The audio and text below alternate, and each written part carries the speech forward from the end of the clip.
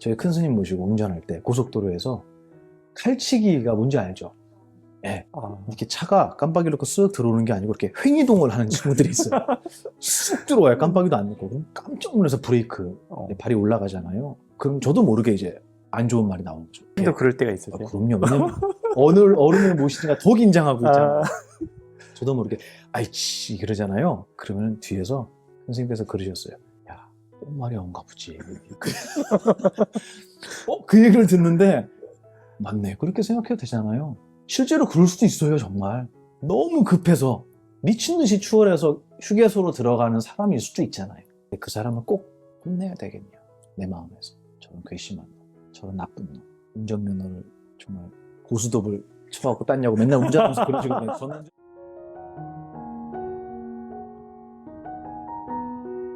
그럼 이게 사용 설명서가 있어야 우리가 삶을 잘 살아간다 하셨는데 스님께서 좋아하시는 표현인지 모르겠지만 프로필에도 스타 스님이라고 돼 있더라고요. 나도 내 마음을 모를 때 불교 심리학 강의 오랫동안 해오셨는데 그걸 집약한 마음 사용법 매뉴얼이라고 소개되어 있습니다. 이 책을 통해서 독자들이 궁극적으로 얻기를 바라는 게 무엇인가요? 저는 그 스타라는 그 말이 너무 싫어요. 되게 친한 분인데 스님 물 들어올 때 노져야지 이렇게 얘기하는데 진짜 귀를 씻고 싶었어요. 너무 수치스러워하고 그 말이 얼마나 수치스럽게 들리는지 얘 그래요저라는 말이 안 나오는 거예요. 차마 그럴 수 있잖아요. 예, 그럼요. 아유 감사합니다 해도 되는데 차마 그 얘기가 안 나오고 너무 부끄러운 거예요. 근데 그분이 나쁘다는 얘기가 아니라 그분 농담으로 또 저를 워낙 좋아하고 사랑하셔서 스님 더 열심히 해야지 라는 의미로 전 들었지만 그 말 자체가 저는 막 두드러기가 날 만큼 싫어요. 왜냐하면 제가 강의 끝에 이런 말씀 자주 드려요. 부처님께서 그러셨거든요. 열반을 하실 때 하시기 직전에 안한 존자가 땅을 구르면서 울었다 그래요. 너무 슬퍼했대요. 그러면서 부처님께 부처님 당신이 떠나시면 우리는 이제 무엇에 의지해서 수행해야 합니까? 라는 질문을 드린대요. 저 그 마음 알아요. 무엇에 의지해서 수행해야겠습니까? 라고 여쭈었을 때 뭐라고 대답하시냐면 아무 곳에도 의지하지 말아라. 왜냐하면 너가 무언가에 의지했다면 너가 의지한 그것이 무너질 때 너도 함께 무너지기 때문이다 라고 얘기했대요. 내가 돈에 의지했으면 돈 없으면 난 무너져요. 내가 외모에 의지했다면 나이가 들어 늙게 되면 나는 무너지는 거예요. 아무 곳에도 의지하지 마라 그랬단 말이에요. 저는 저를 정말 사랑해 주시고 아껴 주시고 응원해 주시는 많은 분들이 계셔서 진심으로 감사하지만 저는 보만이라는 이름을 알리고 싶은 생각은 1도 없고요. 앞으로도 그러고 싶어요.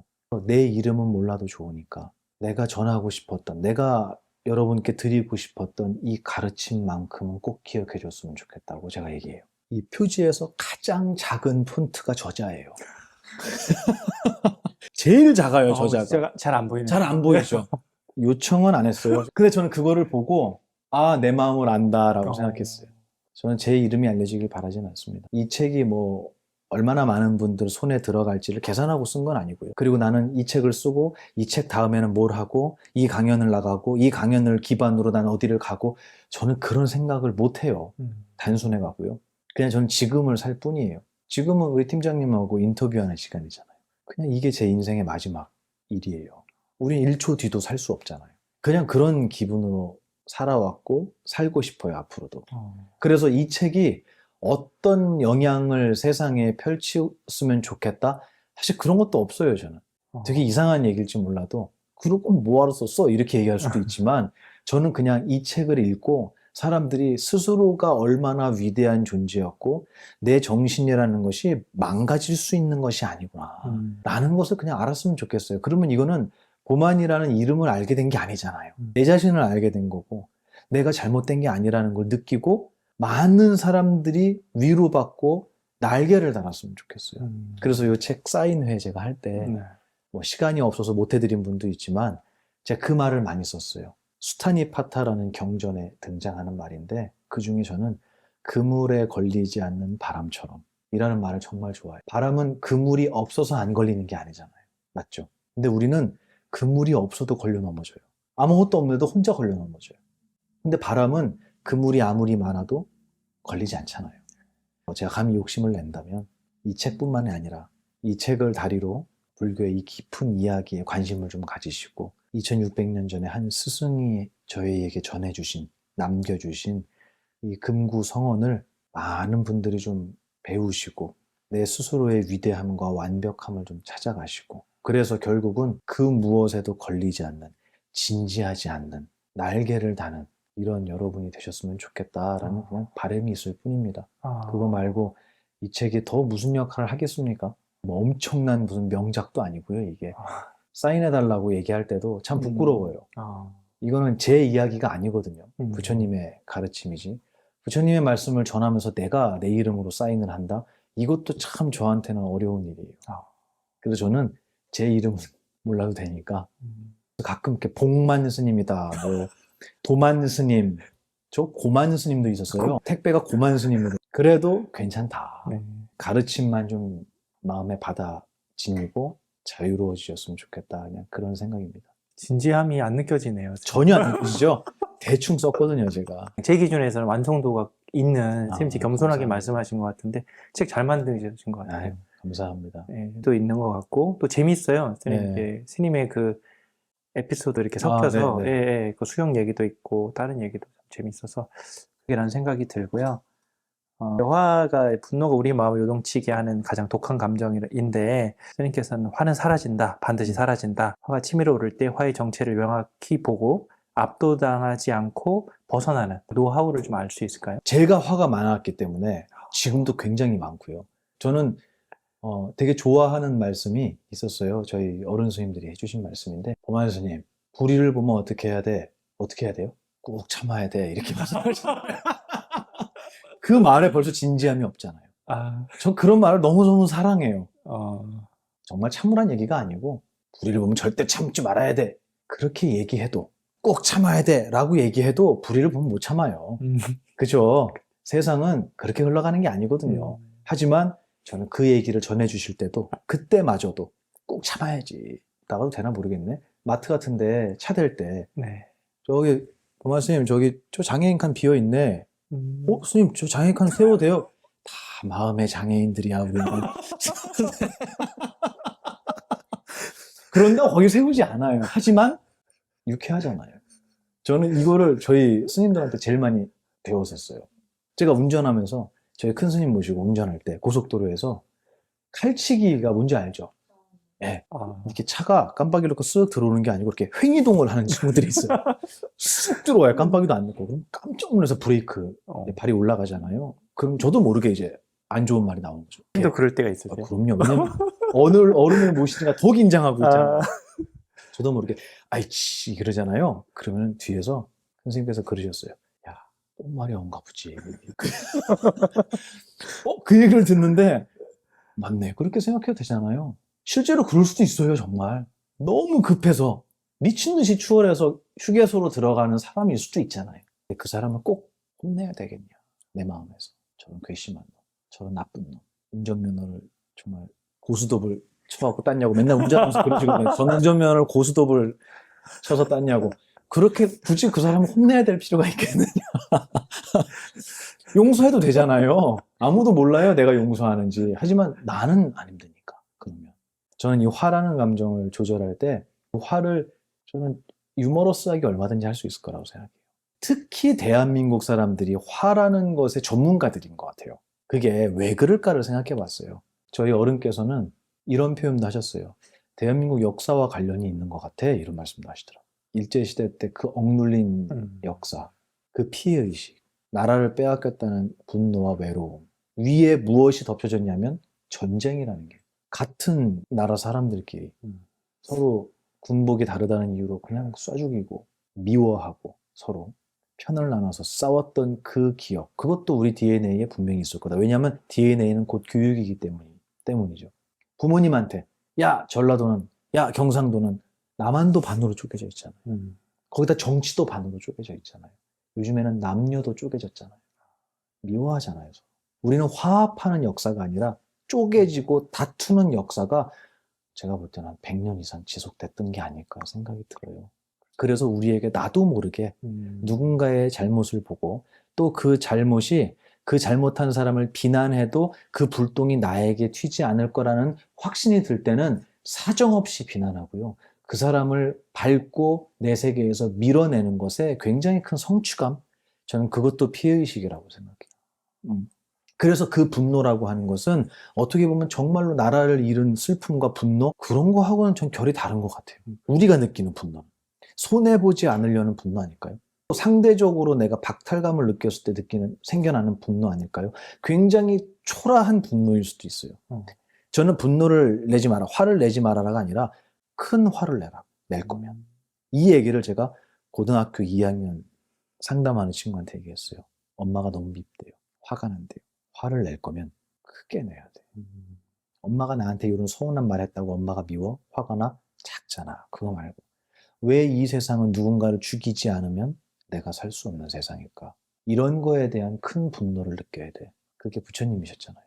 너무너무 속상해 하셨잖아요. 벌레가 새한테 먹히는 걸 보시고 왜 쟤는 아무 잘못도 안 했는데 새한테 먹혀야 할까? 왜 이 세상은 남을 죽이지 않고는 내가 살 수 없을까? 오늘 오늘 점심 드셨을 거 아니에요.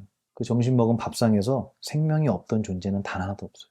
뭘 드셨는지 몰라도 돌멩이를 씹어 먹지 않는 이상은 다 목숨이 있었던 거예요. 세렝게티만 약육강식이고 누군가 생존을 위해서 죽이는 게 아니라 우리도 그렇다는 거예요. 이런 정말 모순된 시스템, 또 무언가를 사서 망가뜨리고 버려야 나라가 돌아가는 이 소비에 대한 이 큰 분노. 왜 우리는 서로가 반목하고 화합하지 못하는가에 대한 분노. 큰 분노를 가지라고 제가 얘기를 했어요. 그건 누군가를 향한 게 아니잖아요. 저는 그 화를 그렇게 썼으면 좋겠어요.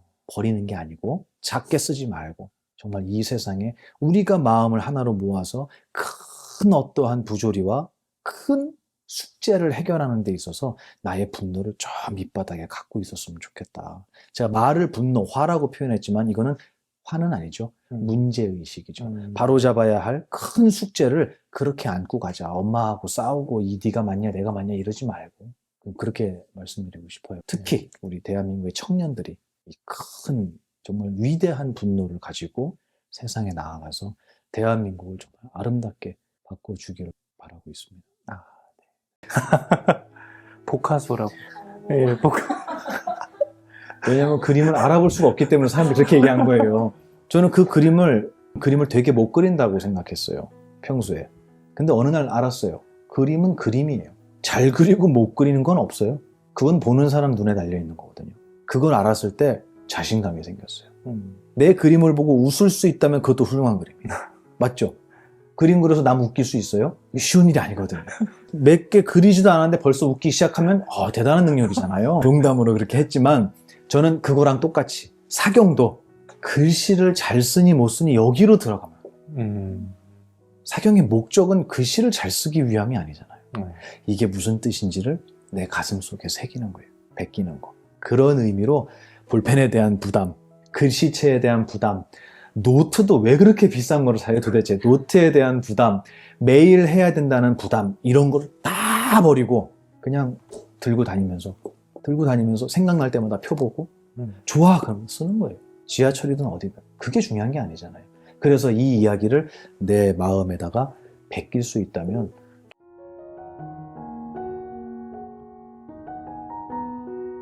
불교 심리학의 가장 큰 메커니즘이에요. 세상을 바라보는 견해는 기억에 의해서 만들어진다. 힘든 기억이 많으면 아무리 좋게 보려고 해도 그게 좋게 보이지가 않아요. 그 친구는 짝대기를 자기를 때리려고 드는 게 아니라고 알았을 수도 있어요. 저는 한 번도 때린 적이 없고 맛있는 것만 줬으니까. 하지만 조건 반사 같은 거예요. 기억의 힘은 그렇게 강력하거든요. 옛날에 저런 거에 얻어맞았던 기억이, 아픈 기억이 많으면 나도 모르게 그것을 볼 때 두려움이라는 견해로 볼 수밖에 없는 거예요. 이 세상을 살아가면서 우리 팀장님을 좋은 사람이라고 봐야지. 그럼 보여요, 안 보여요? 보여요? 보입니다. 고맙습니다. 굉장히 두려워하면서 대답하는데 그거는 좋은 기억이 많이 들어가면 나쁘게 뭐라고 얘기해도 누군가가 험담을 해도 야, 그 사람 그런 사람 아니야 라고 얘기하는 거예요. 그죠? 나에게 힘든 기억을 많이 준 분이 팀장님이었다면 아무리 제가 팀장님 칭찬을 해도 부사님한테는 그렇게 안 들릴 거예요. 아이고 몰라서 하는 소리네. 너도 당해봐라 이런다. 맞죠? 그러면 우리의 견해는 기억의 지배를 받는 거예요. 내가 저 사람이 힘들고 이 회사가 힘들고 이 일이 버겁고 내가 힘들어하는 어떤 것들은 나의 견해잖아요. 난 저거 힘들다고 생각해. 나에겐 이게 힘들게 느껴져. 라고 하는 거는 내 견해인데, 견해는 무엇 때문에 만들어진다 그랬죠? 그렇죠. 기억 때문에 만들어지는 거예요. 그러니까 이거는 내가 잘못되거나 회사가 잘못되거나 한 게 아니라 자연스러운 일이에요, 이거. 요즘은 그 자제분들이 집안에 하나 아니면 둘이잖아요. 특히 이제 외동으로 크거나 막내로 큰 친구들은 요즘 부모님들의 교육법에는 그런 것들이 많이 없어졌어요. 애들을 훈계하거나 다그치는 게 잘못된 교육이라는 인식이 좀 있는 것 같아요. 물론 근거 없이 하면 잘못된 거지만 저는 그것도 교육의 하나의 방법이라고 생각해요. 이건 틀렸다라는 건 저는 없다고 봐요. 근데 그런 교육을 안 받아본 친구들이 군대에 와서 너무 힘들어하는 거예요. 내가 왜 저 사람 말을 들어야 되지? 그러면 그 친구에게 군대는 어떤 곳일까요? 지옥이죠. 부조리 투성이고요. 여기는 인간의 집단이라고 할 수 없는 이상한 곳인 거예요. 근데 정말 그럴까요? 저는 안 그랬어요. 저는 너무 좋았어요. 제 동생도 스님인데요. 해인사 출가하셨거든요. 근데 17살에 출가했다가 나중에 군대를 갔어요. 군대 안 힘들었냐니까 캠핑 온 것 같았대요. 너무 좋았대요. 뭐가 제일 좋았냐니까 밥을 3끼 주더라고요. 그러는 거예요. 과연 그 스님한테 군대는 힘든 곳이었느냐? 놀이였대, 놀이. 너무 재밌었대요. 총도 쏘고 수류탄 던져갖고 너무 재밌었대요. 과연 객관적인 나쁜 곳, 객관적으로 정말 이것은 없어져야 하는 악이라고 하는 것이 과연 대한민국에 존재할 것이냐. 저는 모든 것이 상대적이라고 봐요. 우리가 어떻게 저런 인간을 따라다니지라고 해도 그 사람에게 충성하는 사람도 있더라는 거죠. 그러니까 결국은 옳고 그름은 내 외부에, 나의 바깥에 있는 게 아니라 나의 견해 속에 있지 않았을까라는 질문을 안 할 수가 없는 거예요. 근데 이 질문을 누가 제일 간절하게 하냐면 은퇴하신 분들이 해요. 저한테 묻더라고요. 남성분들이. 스님 옛날에는 너 때문에 그래. 너 때문에 그래. 너 때문에 그래. 그랬대요. 무언가 불편하거나 일이 안 되면 이렇게 안 되는 것의 요인을 상대방한테 찾았대요. 평생을. 근데 어느 날이 되니까 찾다 보니까 더 이상 찾을 수가 없는 거예요. 일은 잘못돼 있는데. 그래서 어느 날 나한테 문제가 있는 거 아닐까? 이 사람은 알고 있었어요, 처음부터. 하지만 핑계댈 게 없어지니까 은퇴를 해버렸으니까 나에게 문제가 있는 게 아닐까? 라고 생각할 때 정말 죽고 싶었습니다. 이렇게 얘기하더라고요. 부정할 수가 없으니까. 이거는 평생을 내 옳고 그름, 좋고 나쁨, 정의와 불의 이런 것들이 내 견해 속에만 있었다는 거. 그리고 그 견해는 절대적으로 기억에 의지했다라는 거. 그렇기 때문에 기억은 우리가 다 다르잖아요. 그래서 이 세상 사람들의 목소리가 하나로 화합되는 일이 없는 거예요. 기억이 다르기 때문에. 그럼에도 불구하고 그거를 나로 삼고 그 견해가 맞다라고 우기면서 평생을 살아온 사람들이에요. 우리 다 그렇게 살아왔던 거예요. 그러니 제가 강의를 할 때 견해와 기억의 구조를 설명하고 당신에게 세상이 그렇게 보이는 것은 당신의 기억 때문입니다. 근데 그 기억은 당신이 갖고 온 게 아니라 당신이 세상에 와서 나중에 얻어진 겁니다. 그럼 기억은 나일까요? 남일까요? 오, 굉장히 깊은 얘기를 했어요. 사실은 맞는 거예요. 근데 제가 설명드린 거는 내가 갖고 온 게 아니라 그랬잖아요. 백지였잖아요, 나올 때. 한국말도 모르고 나왔는데. 그러면 기억의 내용은 전부 다 세상에 의해서 얻어진 거예요. 근데 그걸 그대로 받은 게 아니라 내가 해석하면서 집어넣었잖아요, 기억에. 그러니까 보살님 말이 맞기도 한 거예요.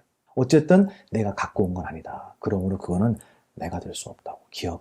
그러므로 기억이 내가 아니기 때문에 기억에 의해서 만들어진 견해도 내가 될 수 없다. 두 가지를 먼저 우리가 이해하고 나야 저 사람이 왜 저렇게 말끝마다 욕을 하고 다른 사람을 미워하는 말만 하고 저 사람은 어떻게 모든 사람을 저렇게 따뜻하게 대하고 하는 이런 현상들이 이해가 되기 시작하는 거예요. 아, 저 사람 묻지 않아도 우리 삽살개는 묻지 않아도 옛날에 아팠구나. 걔가 이해가 되는 거예요. 이거는 뭐냐면 세상 사람들이 알고 출발선에서 출발하기 전에 미리 알고 출발했어야 되는 내용들이잖아요. 근데 이거를 모르니까 야, 쟤는 왜 저런데?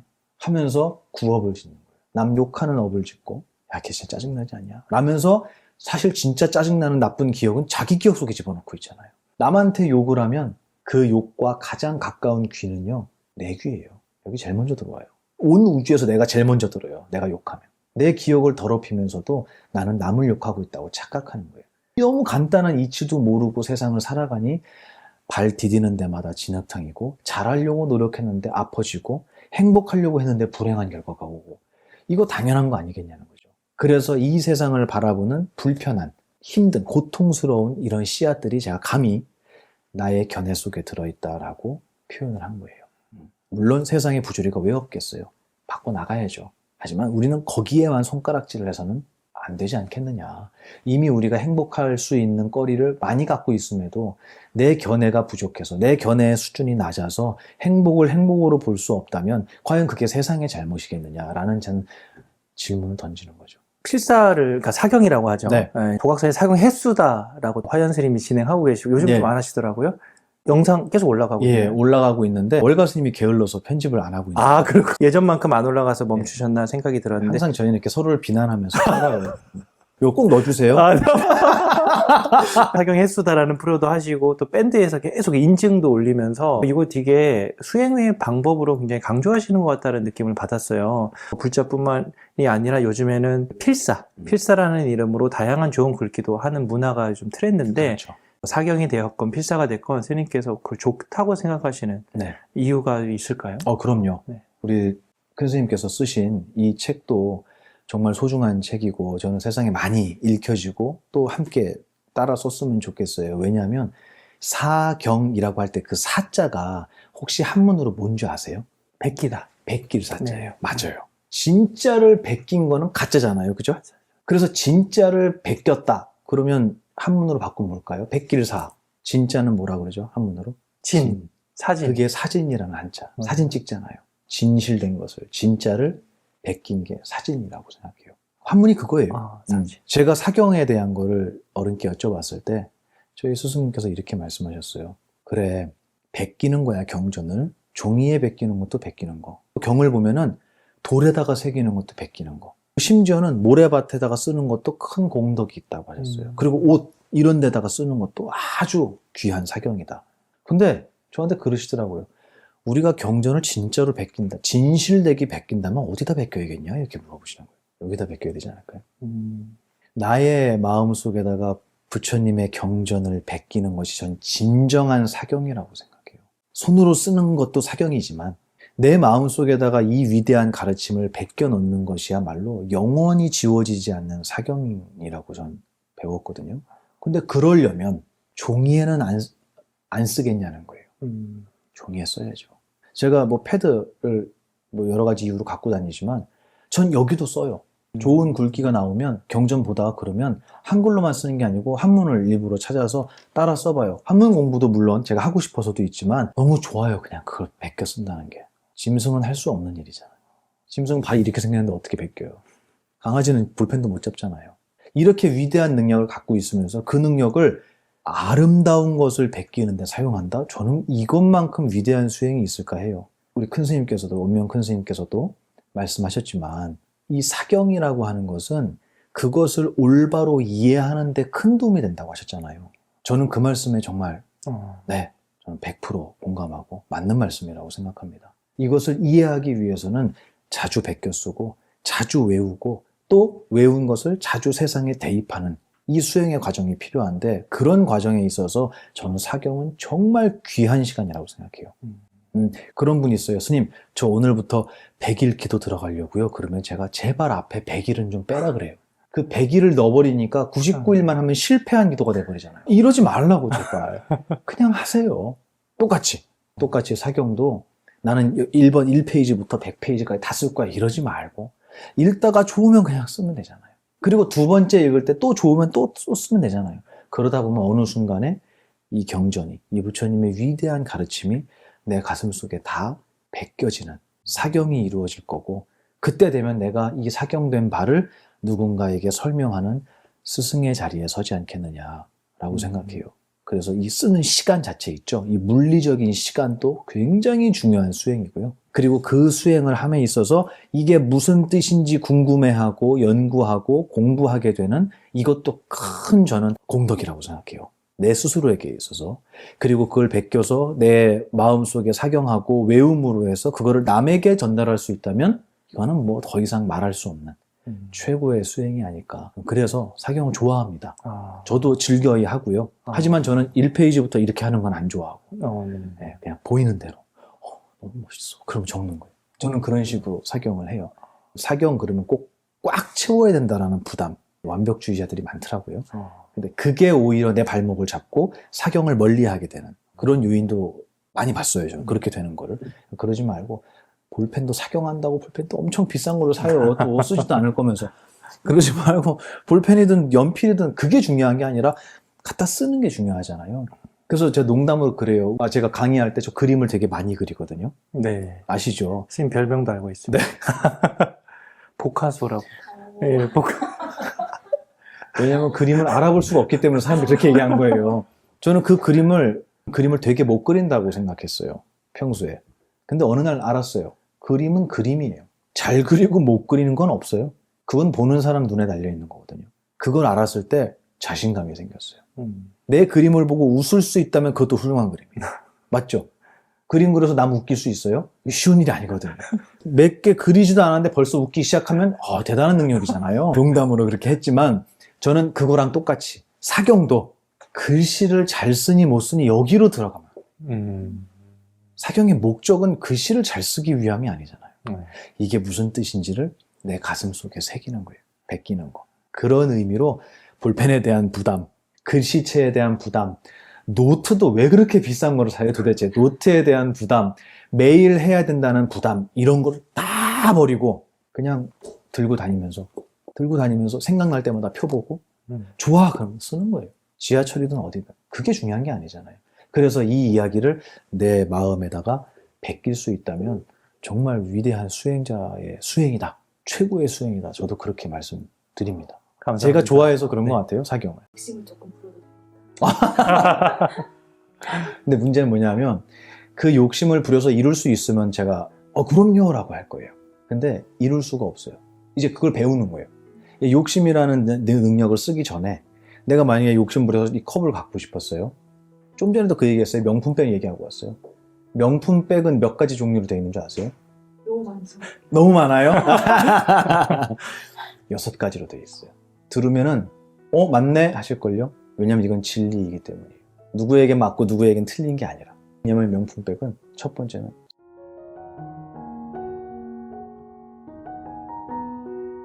세속을 떠난 스님이 세속을 말하는 이유인데요. 많은 분들이 불교나 스님의 수행을 세속으로부터의 도피라고 생각을 하는데 스님께서는 해탈은 도망이 아닙니다. 파도가 몰아치는 바다에서도 흔들리지 않는 배처럼 마음의 중심을 잡는 기술입니다. 이렇게 하셨어요. 스님께서 말씀하시는 삶의 기술이란 것은 구체적으로 무엇이며 왜 이런 기술이 필요할지 한번 말씀해 주시면 좋겠습니다. 불교라고 하는 이 종교가 오랜 세월을 흘러오면서 실질적으로 이 불교의 가르침을 전하신 분은 2600년 전에 한 스승이셨단 말이에요. 근데 이게 시간이 지나면서 신격화가 많이 되고 지금 대한민국의 불교는 신격화를 넘어서서 기복으로 돌아섰죠.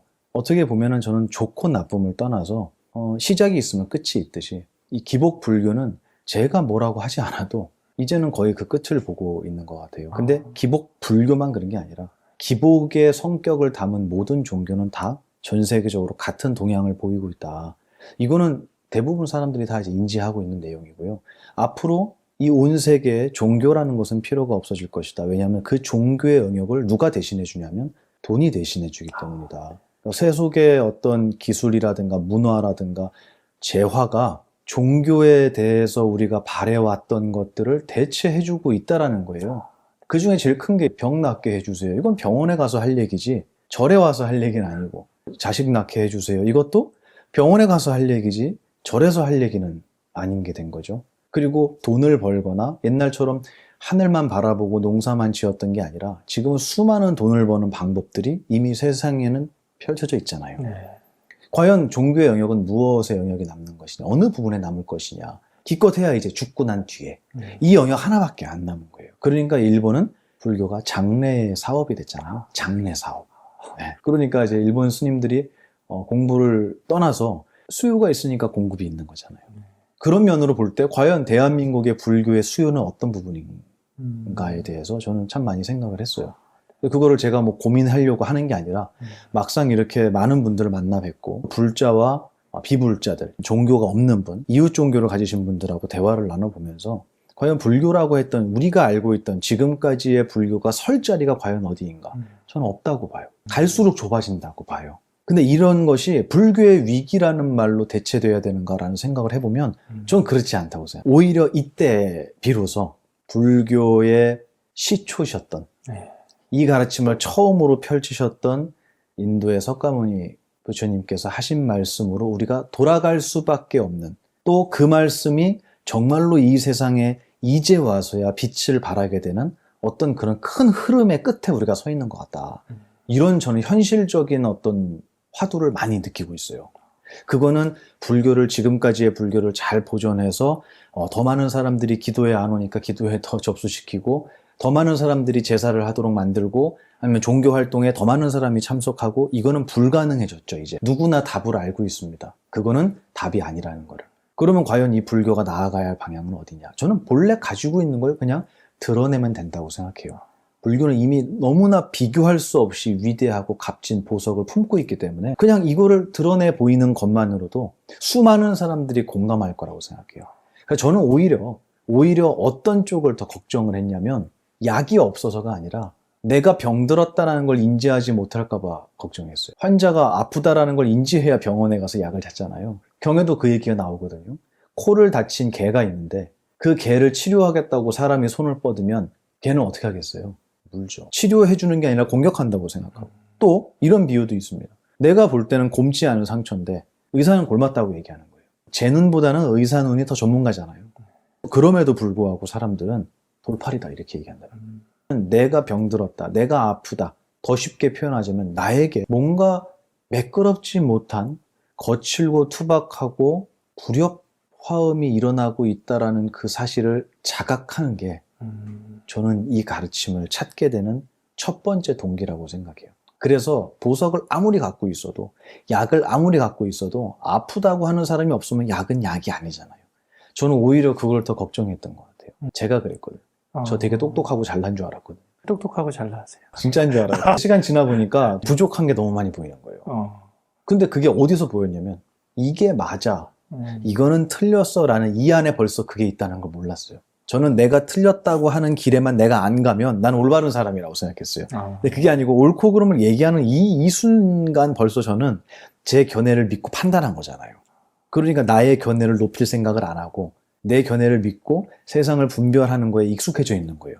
그 얘기는 나는 문제 없어, 내 견해는 멀쩡해, 나는 정상인이고 일반인이야 라고 생각하는, 이게 나에게 병이 있다라는 것을 자각하지 못하는 환자 같았어요. 그래서 내가 만약에 올바른 스승님을 만나 뵙고 어른들을 만나 뵈어서 때로는 꾸중도 듣고 깨지기도 했지만, 그 과정이 나 완벽하지 않구나, 나 아직 멀었구나 라는 거를 느끼게 해주는 시간이었다면 저는 그게 어떻게 보면 이 가르침을 배우는 것보다 앞서야 된다고 생각해요.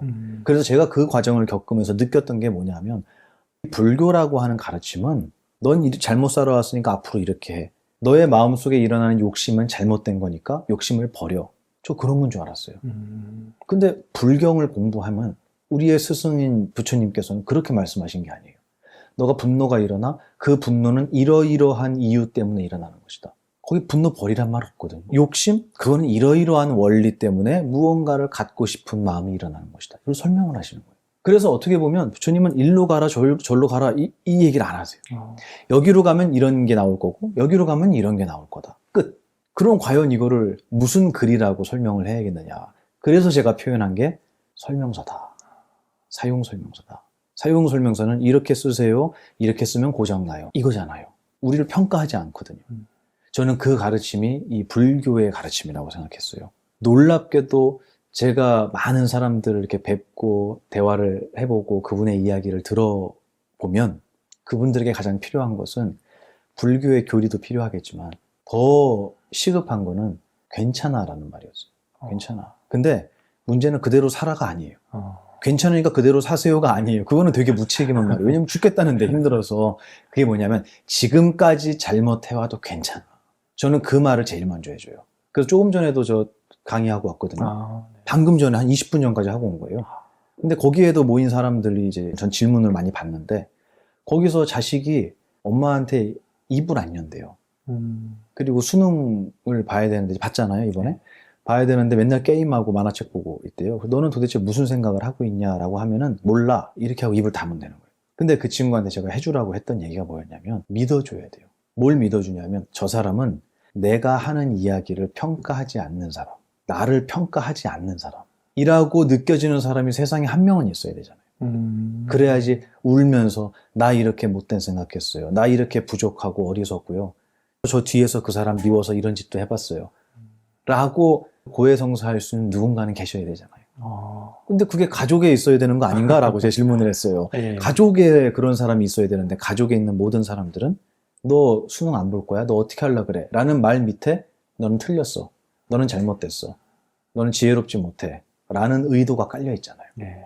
그래서 저는 이 가르침을 이제 제가 공부를 하고 나서 저에게 느껴졌던 가장 큰 이익은 나는 이미 완벽하고 충분하고 아름다운 존재구나. 이걸 알았어요. 제가 제 자신을 몰랐던 거예요. 그래서 가장 대표적인 게 생각을 나로 삼고 감정을 나로 삼은 거. 이거는 몰라서 그런 거예요. 뭐랑 똑같으냐면 박수를 쳤는데 소리가 나잖아요. 근데 왼손이 저 소리 내 거야 라고 얘기하는 거예요. 왼손 게 될 수 있겠어요? 안 되죠. 그럼 오른손 겁니까? 그렇다고? 아니에요. 소리는 누구 거죠? 누구 게 아니잖아요. 그냥 둘이 만났을 때 일어난 거잖아요. 얘는 제3의 것이란 말이에요. 이게 부처님께서 말씀하신 연기법. 인연되어서 일어난 것. 그럼 과연 이걸 왜 하냐 이거예요. 우리 출제자의 마인드를 알아야 되잖아요. 이 얘기를 왜 하지? 이 얘기를 들어서 나에게 무슨 이익이 있지? 저는 거기서 그 설명을 듣고 정말 망치로 맞은 것 같았어요. 그게 뭐였냐면 연기법이라고 하는 것은 만나서 일어난 것은 양쪽 어느 쪽의 것도 아니다. 바꿔 얘기하면 우리 팀장님을 만나고 아유 반가워요 라고 생각이 일어났다면 생각은 나도 아니고 저 사람도 아니다. 이거는 제3의 거예요. 증거가 뭐냐면 이 생각 없어져도 나는 안 없어져요. 이건 내가 아니란 얘기잖아요. 생각이 나면 얘가 없어지면 나도 없어져야 되거든요. 그게 아니라 생각은 나와 남이 만났을 때 중간에서 일어나는 현상이다라는 설명을 해주신 거예요. 이해가 되시죠? 그러면 내 생각을 버리란 얘기냐는 거예요, 이게. 아니잖아요. 생각을 버리라는 게 아니에요. 욕심도 버리라는 게 아니에요. 그런데 지금까지의 불교는 그런 쪽으로 약간 치중되어 있었던 느낌이 없지 않습니다. 뭐 내려놓아라. 그렇죠. 생각을 내려놔라. 번뇌를 끊어라. 욕심을 버려라. 그게 아니라 경전엔 그렇게 나와요. 부처님, 욕심에는 몇 단계가 있습니까? 잘 쓰는 것부터 못 쓰는 것까지. 욕심 버리란 얘기냐는 거예요, 그게. 아니죠. 욕심은 우리의 능력이잖아요. 이런 경전을 공부하다 보니까 어느 날 제가 그런 생각이 들었어요. 부처님은 하지 말라고 하신 게 하나도 없었구나. 알고 하라고 하신 거구나. 너 그거 하는 거 좋아. 근데 미안하지만 이룰 수 없어. 라고 그냥 설명해 주신 거구나. 하지 말라고 하신 게 아니구나. 이거를 제가 알았어요. 그리고 나서 많은 사람들한테 이 얘기를 했습니다. 제가 아까 말씀드린 연기법이라는 건 부처님께서 말씀하신 거잖아요. 그럼 이 연기법에 해당하지 않는 예외가 되는 존재가 있겠냐는 거예요. 없죠. 전 그걸 느끼고 너무 행복했어요. 이거는 스님만이 아니라 출가자만이 아니라 불자만이 아니라 이웃 종교뿐만 아니라 생각하는 강아지한테도 사유하는 모든 존재라면 연기법이라는 법칙 안에 살고 있구나. 저는 종교가 달라서 제 생각은 연기법이 아니에요 할 사람 아무도 없죠. 누구나 생각은 대상과 만났을 때만 일어나잖아요. 하다못해 대상이 없으면 기억이라도 만나야 돼요. 그러면 생각이 일어나죠. 이 법칙을 벗어난 게 강아지도 그 안에 있단 말이죠. 벗어난 존재가 아무도 없다면 과연 예외가 없는 이 법칙, 이걸 뭐라고 해야 될까? 저는 감히 진리라고 하고 싶어요. 욕심을 조금 부려도 됩니다. 근데 문제는 뭐냐면 그 욕심을 부려서 이룰 수 있으면 제가 그럼요 라고 할 거예요. 근데 이룰 수가 없어요. 이제 그걸 배우는 거예요. 이 욕심이라는 내 능력을 쓰기 전에 내가 만약에 욕심 부려서 이 컵을 갖고 싶었어요. 좀 전에도 그 얘기했어요. 명품백 얘기하고 왔어요. 명품백은 몇 가지 종류로 되어 있는 줄 아세요? 너무 많죠. 너무 많아요? 6가지로 되어 있어요. 들으면은 맞네 하실걸요? 왜냐면 이건 진리이기 때문이에요. 누구에겐 맞고 누구에겐 틀린 게 아니라. 왜냐면 명품백은 첫 번째는 색깔로 되어 있어요. 두 번째는 뭘로 되어 있을까요? 소리로 되어 있죠. 명품백 만지면 부시럭부시럭 소리 나잖아요. 그죠?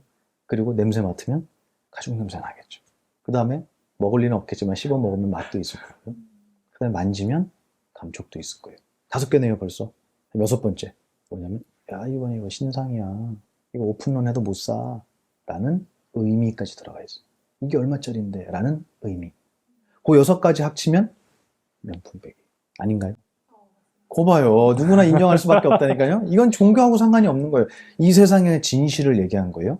그 6가지가 모이면 명품백도 되고 이 컵도 6가지가 된 거예요. 그죠? 근데 어떤 6가지가 모였냐에 따라서 다른 이름의 결과가 만들어질 뿐이에요. 6가지가 모인 핸드백 중에 그 6가지 가운데에서 내가 가질 수 있는 게 있다면 핸드백을 가져도 된다고 제가 얘기할 거예요. 근데 색깔은 불끈 없어져요. 이것도 부정하실래요? 소리는 생기자마자 사라져요. 어떻게 해야 갖죠, 소리를? 어떤 분이 그러대요. 녹음기에 녹음하면 된다고. 그럼 녹음기에 녹음해서 틀자마자 어떻게 되죠? 또 사라져버려요. 그럼 소리를 어떻게 가질까요, 우리? 갖는다라는 의미에 대해서 정의를 내려보자는 거예요, 지금. 소유라고 하는 거. 내가 갖는다라는 거. 색깔도 불금 없어지기 때문에 가질 수 없고, 소리도 못 갖고, 냄새도 못 갖고, 맛도 역시 마찬가지고, 감촉은 손 떼자마자 없어져 버리고, 의미는 보는 놈마다 달라요. 그러면 그 6가지가 모인 명품백을 갖는다라는 게 과연 어떤 의미냐는 거예요. 이게 불교의 가르침이에요. 갖지 말라가 아니에요. 가질 수 없으니까 괜히 노력하지 말라. 증거가 뭐냐면요. 백 사오잖아요. 내 방에 갖다 놓잖아요. 불 꺼도 보여요? 안 보여요. 불을 켜야 돼요. 그리고 계속 만져야 돼요. 냄새도 맡아봐야 돼요. 근데 문제는 뭐냐면 그게 몇 개월 지나면 신상이 아니에요. 그럼 내가 사온 건 신상을 사왔잖아요. 이번에 새로 나온 명품백, 비싼 명품백. 이걸 어떻게 지킬 수 있죠? 아주 논리적으로 생각해 보자는 거예요. 이것의 가치와 내가 처음 사왔던 그 돈을 주고 사왔던 그것의 가치를 우리는 어떻게 지킬 수 있냐는 거예요. 내가 갖고 있는 또 사야 되는 거예요. 그렇죠. 과연 이 욕심을 만족시킬 수 있냐고. 그래서 물어보세요, 부처님이. 욕심은 만족시킬 수가 없다. 그게 좋으면 그렇게 해도 돼요. 근데 만족되지 않은 거는 불편함이잖아요. 행복이 아니잖아요. 그래서 부처님은 만족될 수 없는 욕심을 계속 부린다는 것은 자기를 스스로 힘든 길로 인도하는 것이다 라고 그냥 설명하실 뿐이에요. 욕심 버리라는 게 아니라. 그래서 경에 보면 욕심의 3가지 단계를 설명하세요. 첫 번째는 죽게 살기 위해서 노력해서 돈을 벌어요. 근데 이게 너무 아까운 거예요. 그래서 가족한테도 못 써. 부인한테 맨날 잔소리해요. 가계부 안 쓴다고. 남한테는 더 못 써요. 보만 이런 애들한테는 못 써요. 아까워서. 자기 자신한테도 못 쓴다고 나와요. 아까워서. 이게 욕심을 가장 수준 낮게 사용하는 거고, 두 번째는 뭐냐면 열심히 벌어서 좋은 데 많이 쓰는 거예요. 이게 욕심을 잘 쓰는 거예요. 근데 그 위에 하나가 또 있어요. 그게 뭐냐면 이 세상에 누구에게나 닥쳐져 있는 생로병사로부터의 해탈과 내 모든 번뇌로부터의 초월을 위해서 출가에 대한 욕심을 내는 거예요. 이게 욕심을 가장 잘 사용하는 거라고 했어요. 그럼 출가하려면 뭐가 있어야 되는 거예요? 욕심이 있어야 되는 거예요. 욕심 나쁜 건가요? 근데 그거를 이룰 수 없는데 쓰기 때문에 스승께서는 말씀하시는 거예요. 야, 그건 너 백날 핸드백 1000개 사봤자 너 만족할 수 없어. 너 기뻐지지 않아. 행복하지 않아. 설명을 해주실 뿐이에요. 욕심이란 능력은 죄가 없죠. 이런 가르침을 배웠을 때 과연 이게 예외가 없다 그랬잖아요. 그러면 이 가르침이 속세에 있다고 안 배워도 되는 거냐는 거예요. 오히려 속세를 떠나서 절집 안에서 이거는 모두가 배워야 돼. 스님들만 공부하는 그들만의 리그가 아니고 모두가 알고 살아야 돼 라는 그 말이 저는 더 간절해졌어요. 그래서 제가 이 이야기를 들고 세상으로 나온 거예요. 결론은 그거예요. 생각할 줄 아는 모든 존재라면 내 생각하는 능력, 내 정신의 구조가 어떤지, 그리고 내가 욕심을 부리든 후회를 하든 누구를 사랑을 하든 이런 모든 감정이나 생각의 원리를 이해하고 쓰면 잘 쓸 거 아니에요. 근데 모르고 쓰면 함부로 쓰잖아요. 아까 말씀하신 것처럼 모르고 욕심을 쓰면 가질 수 있을 거라고 착각하고 노력만 하는 거예요. 근데 그 노력에서 끝나는 게 아니고 인생이 가요, 그 시간 동안. 이 얘기를 어디서 제일 뼈 아프게 들었냐면 청송교도소에서 들었어요. 편지가 왔는데 저희 어른을 재소자들이 아버지라고 그랬거든요. 거기 써 있어요. 아버지, 누군가가 이 세상에 있는 것은 얻을 수 있는 게 아니라고 누군가가 나한테 한 번만 얘기해 줬으면 저는 도둑질하지 않았을 겁니다. 이렇게 얘기해요. 가질 수 있는 것이 아니라는 걸 누가 한 번만 얘기해 줬으면. 근데 가질 수 있다고 얘기하잖아요. 노력해서 얻으라고 얘기하잖아요. 이룰 수 없어요. 그걸 얻어도 내가 원하던 게 아니에요. 내가 국회의원이 되고 싶어서 국회의원이 되잖아요. 내가 생각하던 국회의원이 아니에요. 그럼 우리는 과연 그 욕심을, 하고자 하는 마음을 어떻게 충족시킬 수 있겠느냐. 모두가, 이 세상 사람 모두가 마음과 정신의 생각의 능력을, 위대한 능력을 사용하고 살지만 그 누구도 이게 어떤 구조로 되어 있는지를 공부해 본 적이 없던 거예요. 왜냐하면 저도 들은 적이 없거든요. 근데 그 얘기를 해주는 게 불교의 가르침이었다라는 것을 어른들을 통해서 제가 알게 됐고, 그래서 내가 이렇게 행복해지고 자유로워졌으니 이 세상 사람 모두가 이걸 공부하고 행복해졌으면 좋겠다라는 게 제 뜻이었습니다. 바닥에서 나뭇가지 부러진 짝대기를 들었는데 도망갔어요. 두 가지만 보면 도망갔거든요. 하나가 뭐였냐면 끈. 느껴지시죠? 뭐가 느껴지세요? 끈에 묶이고 매를 맞았던 거예요. 걔한테 물어보지 않아도 알아요. 그 얘기는 불교 심리학의 가장 큰 메커니즘이에요. 세상을 바라보는 견해는 기억에 의해서 만들어진다. 힘든 기억이 많으면 아무리 좋게 보려고 해도 그게 좋게 보이지가 않아요. 그 친구는 짝대기를 자기를 때리려고 드는 게 아니라고 알았을 수도 있어요. 저는 한 번도 때린 적이 없고 맛있는 것만 줬으니까. 하지만 조건 반사 같은 거예요. 기억의 힘은 그렇게 강력하거든요.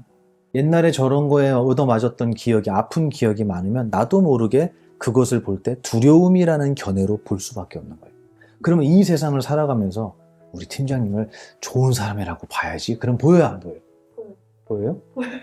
보입니다. 고맙습니다. 굉장히 두려워하면서 대답하는데, 그거는 좋은 기억이 많이 들어가면 나쁘게 뭐라고 얘기해도 누군가가 험담을 해도 야, 그 사람 그런 사람 아니야 라고 얘기하는 거예요. 그죠? 근데 나에게 힘든 기억을 많이 준 분이 팀장님이었다면 아무리 제가 팀장님 칭찬을 해도 우리 보살님한테는 그렇게 안 들릴 거예요. 아이고, 몰라서 하는 소리네. 너도 당해봐라, 이런다. 맞죠? 그러면 우리의 견해는 기억의 지배를 받는 거예요. 그게 이 내용이에요. 내가 저 사람이 힘들고 이 회사가 힘들고 이 일이 버겁고 내가 힘들어하는 어떤 것들은 나의 견해잖아요. 난 저거 힘들다고 생각해. 나에겐 이게 힘들게 느껴져. 라고 하는 거는 내 견해인데, 견해는 무엇 때문에 만들어진다 그랬죠?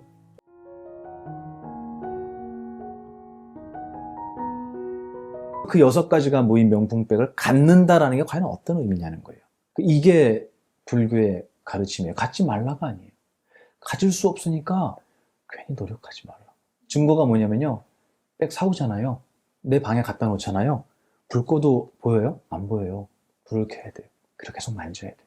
냄새도 맡아봐야 돼요. 근데 문제는 뭐냐면 그게 몇 개월 지나면 신상이 아니에요. 그럼 내가 사온 건 신상을 사왔잖아요. 이번에 새로 나온 명품백, 비싼 명품백, 이걸 어떻게 지킬 수 있죠? 아주 논리적으로 생각해 보자는 거예요. 이것의 가치와 내가 처음 사왔던, 그 돈을 주고 사왔던 그것의 가치를 우리는 어떻게 지킬 수 있냐는 거예요. 사야 돼. 또 사야 되는 거예요. 그렇죠. 과연 이 욕심을 만족시킬 수 있냐고. 그래서 물어보세요, 부처님이. 욕심은 만족시킬 수가 없다. 그게 좋으면 그렇게 해도 돼요. 근데 만족되지 않은 거는 불편함이잖아요. 행복이 아니잖아요. 그래서 부처님은 만족될 수 없는 욕심을 계속 부린다는 것은 자기를 스스로 힘든 길로 인도하는 것이다 라고 그냥 설명하실 뿐이에요. 욕심 버리라는 게 아니라. 그래서 경에 보면 욕심의 3가지 단계를 설명하세요. 첫 번째는 죽게 살기 위해서 노력해서 돈을 벌어요. 근데 이게 너무 아까운 거예요. 그래서 가족한테도 못 써. 부인한테 맨날 잔소리해. 남한테는 더 못 써요. 아까워서. 그리고 자기 자신한테도 못 쓴다고 나와요. 아까워서. 이게 욕심을 가장 수준 낮게 사용하는 거고, 두 번째는 뭐냐면 열심히 벌어서 좋은 데 많이 쓰는 거예요. 이게 욕심을 잘 쓰는 거예요. 근데 그 위에 하나가 또 있어요. 그게 뭐냐면 이 세상에 누구에게나 닥쳐져 있는 생로병사로부터의 해탈과 내 모든 번뇌로부터의 초월을 위해서 출가에 대한 욕심을 내는 거예요. 이게 욕심을 가장 잘 사용하는 거라고 했어요. 그럼 출가하려면 뭐가 있어야 되는 거예요? 욕심이 있어야 되는 거예요. 욕심 나쁜 건가요? 근데 그거를 이룰 수 없는데 쓰기 때문에 스승께서는 말씀하시는 거예요. 야, 그건 너 백날 핸드백 1000개 사봤자 너 만족할 수 없어. 너 기뻐지지 않아. 행복하지 않아. 설명을 해주실 뿐이에요. 욕심이란 능력은 죄가 없죠. 이런 가르침을 배웠을 때 과연 이게 예외가 없다 그랬잖아요. 그러면 이 가르침이 속세에 있다고 안 배워도 되는 거냐는 거예요. 오히려 속세를 떠나서 절집안에서 이거는 모두가 배워야 돼. 스님들만 공부하는 그들만의 리그가 아니고 모두가 알고 살아야 돼 라는 그 말이 저는 더 간절해졌어요. 제가 이 이야기를 들고 세상으로 나온 거예요. 결론은 그거예요. 생각할 줄 아는 모든 존재라면 내 생각하는 능력, 내 정신의 구조가 어떤지, 그리고 내가 욕심을 부리든 후회를 하든 누구를 사랑을 하든 이런 모든 감정이나 생각의 원리를 이해하고 쓰면 잘 쓸 거 아니에요. 모르고 쓰면 함부로 쓰잖아요. 아까 말씀하신 것처럼 모르고 욕심을 쓰면 가질 수 있을 거라고 착각하고 노력만 하는 거예요. 근데 그 노력에서 끝나는 게 아니고 인생이 가요. 그 시간 동안. 제가 이 얘기를 어디서 제일 뼈 아프게 들었냐면 청송교도소에서 들었어요. 편지가 왔는데 저희 어른을 그 재소자들이 아버지라 그랬거든요. 거기 써 있어요. 아버지. 누군가가 이 세상에 있는 것은 얻을 수 있는 게 아니라고 누군가가 나한테 한 번만 얘기해 줬으면 저는 도둑질 하지 않았을 겁니다. 이렇게 얘기해요. 가질 수 있는 것이 아니라는 걸 누가 한 번만 얘기해 줬으면. 근데 가질 수 있다고 얘기하잖아요. 노력해서 얻으라고 얘기하잖아요. 이룰 수 없어요. 그걸 얻어도 내가 원하던 게 아니에요. 내가 국회의원이 되고 싶어서 국회의원이 되잖아요. 내가 생각하던 국회의원이 아니에요. 그럼 우리는 과연 그 욕심을, 하고자 하는 마음을 어떻게 충족시킬 수 있겠느냐. 모두가, 이 세상 사람 모두가 마음과 정신의 생각의 능력을, 위대한 능력을 사용하고 살지만 그 누구도 이게 어떤 구조로 되어 있는지를 공부해 본 적이 없던 거예요. 왜냐하면 저도 들은 적이 없거든요. 근데 그 얘기를 해주는 게 이 불교의 가르침이었다라는 것을 어른들을 통해서 제가 알게 됐고, 그래서 내가 이렇게 행복해지고 자유로워졌으니 이 세상 사람 모두가 이걸 공부하고 행복해졌으면 좋겠다 라는 게 제 뜻이었습니다. 욕심의 3단계가 있는데 가장 높은 것은 생로병사 해탈을 위해서 출가하는 것이다라고 했는데 다 출가할 수는 없잖아요. 그렇죠. 그리고 스님께서도 많은 말씀을 하시는데 듣는 대다수의 사람들이 제가자라고 해야 될까요? 일반인이잖아요. 네. 이들이 가질 수 있는 최상의 욕심은 뭘까요? 지금 팀장님 말씀하신 것처럼 스님 모두가 출가할 수는 없지 않습니까? 라는 얘기를 해요. 근데 제가 만약에 의사예요. 외과 의사예요. 성형외과 의사예요. 돈을 엄청 많이 벌어요. 그래서 제가 만나는 사람마다 요즘에는 성형외과로 와야 돼요. 의사해요, 의사. 진짜 좋아요. 망하지 않는 직업이에요. 이 사람한테도 의사해요. 의사해요. 그럼 그 사람들이 모두가 의사가 될 수는 없지 않나요? 라고 얘기할까요? 내가 도와줄게요. 아유, 감사합니다. 그러지 않을까요? 근데 왜 출가에 대한 거는 아유, 감사합니다. 안 할까요? 이게 뭐냐면 제가 앞으로 건방지겠지만 바꾸고 싶은 부분이에요. 출가자라고 하는 이름, 스님이라고 하는 이 이름의 무게와 색깔이 좀 바뀌었으면 좋겠어요. 아이돌이 네. 아이돌 그 연습생 있잖아요. 걔네들이 평균 7년이래요. 합숙하는 시간이. 그리고 돈도 뭐 말할 수 없이 들어가죠. 근데 걔네가 보통 17살, 18살에 데뷔하거든요. 그럼 몇 살 때부터 들어가는 거예요? 7년이면. 평균이 7년이에요. 더 길 수도 있어요. 그러면 10살, 11살에 들어가는 거예요. 그러면 초등학교 때 걔네 합숙해요. 그 시간 동안에 데뷔해갖고 정말 성공하는 아이들은 몇 프로냐? 1%도 안 돼요. 근데 걔네들은 구름대처럼 보여요. 광주의 그 김대중 컨벤션 센터라고 엄청나게 큰 컨벤션 센터였는데 거기에 강연이 있어서 갔는데 젊은 20대들이 바글바글한 거예요. 수만 명. 스님 강연 보려고요? 난 그런 줄 알았어요. 근데 알고 보니까 SM 오디션이 있는 날인 거예요. 제가 그걸 보면서 얘네는 뭘 위해 왔을까? 왜 왔을까? 1000명 중에 한 명도 뽑히기 힘든데 수만 명이에요 진짜. 그때 제가 그 생각을 했어요. 뭘 왜 와? 멋있으니까 왔지. 맞잖아요. 그죠? 네. 그게 정답이라고 봐요. 걔네 눈에 멋있어 보이는 거, 아이돌이, 연예인이. 그러면 스님들이 왜 줄까요? 그렇게까지 멋있어 보이지 멋이 없는 거예요. 저는 너무 이게 명확했어요. 그때. 맞네. 그 친구들을 보면서 그 생각을 했어요. 멋이 없구나, 우리들이. 저희 스님들이 스님이라는 출가자라는 이 옷 되게 무거운 옷이잖아요. 잘 아시잖아요. 이 옷과 깎은 머리와 합장을 받을 만큼 그 스님이라는 이름의 역할을 정말 우리가 잘하고 있는가. 그 자문을 했을 때 저는 그렇다라고 섣불리 대답을 못 하겠더라고요. 제 자신도 아직도 많이 부족하고. 하지만 제가 바꾸고 싶은 게 바로 그 부분이에요. 그래서 일단은 스님들이 많아져야 돼요. 좀. 제 생각은 그래요. 머리 깎은 사람이 많아져야 된다는 게 아니라 스승이 많아져야 된다는 얘기를 하고 싶은 거예요. 머리를 깎든 길든. 욕심이라는 것을 내가 새 속에서 갖고 살려면 어떻게 해야겠느냐, 어떻게 해야 편안하겠느냐라고 물어보셨잖아요. 어떻게 해도 상관없어요. 근데 문제는 뭐냐면 내가 이것을 가질 수 없다라는 걸 알고 하는 거예요. 이게 경전에 나와요. 이 말이, 이 내용이. 뭐냐면 어릴 때 소꿉놀이 해보셨어요? 해봤어요? 네. 그러면 뭐 해요? 보통 소꿉놀이 하면 역할극 하잖아요, 그죠? 병원놀이도 병원놀이, 하고, 그렇지, 그렇지. 또 엄마 아빠 네, 뭐 흉내 내고. 부엌에서 막 그렇죠, 놀고. 그렇죠, 그렇죠, 맞아요. 흙으로 밖에서 집을 지으면서 소꿉놀이를 하는 애들이 있었대요. 근데 얘네가 집을 지으면서 야, 굴뚝은 여기로 내면 안 되고 여기로 내야 돼. 울타리는 이 정도 말고 더 넓혀야 돼. 입구는 이쪽 말고 이쪽이 좋아. 걔네 나름 풍수를 생각하고 짓는 것 같아, 내가 볼 때. 친구들끼리 얘기하면서 걔네가 그 얘기를 할 때 대충 해요, 성의껏 해요? 성의껏 하고. 굉장히 성의껏 하죠. 잘못하면 화내고. 화내죠. 그렇지, 그렇지. 굉장히 성의껏 하잖아요. 근데 부모님이 부르면 밥 먹으라고. 밥 먹어라, 이제 늦었으니까. 그럼 애들이 벌떡 일어나면서 네 하면서 일어나면서 그동안 열심히 지었던 모래로 된 집을 발로 뻥 차고 들어간대요. 무슨 뜻일까요? 우리가 세상을 살아가면서 자기가 맡은 역할에 그 녀석들처럼 최선을 다하는 거예요. 하지만 그 집을 아무리 공들여 줘도 처음부터 알아요, 걔네들은. 그 집은 진짜 집이 아니라는 거. 가짜라는 거 알아요. 놀이라는 걸 알아요. 그래서 말씀하신 것처럼 싸우기까지 해요. 하지만 돌아서는 순간 그 싸움은 아무 의미가 없다는 걸 걔네들도 알아요. 그러니까 일어날 때 발로 뻥 차고 에이 내일 또 만들지 뭐예요. 뻥 차고 들어가는 거예요. 우리가 과연 뻥 찰 수 있어요? 우리의 삶은? 저는 그렇게 살았으면 좋겠어요. 최선을 다하지만 언제든지 내가 놓아야 할 때, 내가 내려와야 할 때는 뒤도 안 돌아보고 뻥 차고 올 수 있을 정도의 마음을 가졌으면 좋겠어요.